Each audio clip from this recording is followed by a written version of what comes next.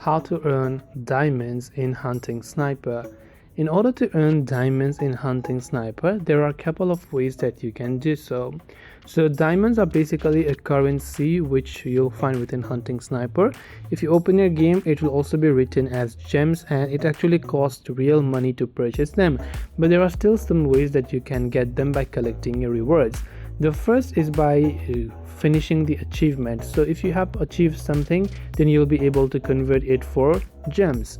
For that, if you tap on your profile player, which will take you to your player profile, then you can come to this option called achievements, and within achievements you can see all of this trophy hunter achievement and tour 1 achievement, rookie hunter achievement. As and when you complete all these achievements, you'll be able to redeem it for diamonds, or also known as gems. And there's also the promo code feature. So if you have any sort of promo code that you might want to redeem, so you can come to this redemption code tab. Here you can simply paste in the redeem code that you have to be able to go ahead and then enter some active codes in this case. Also by opening daily missions and crates and season passes and events as well. This way you can basically earn diamonds in Hunting Sniper. Hope this video helped you out, and if you have any questions, do feel free to leave them down below. Thank you for watching and see you soon in the next video.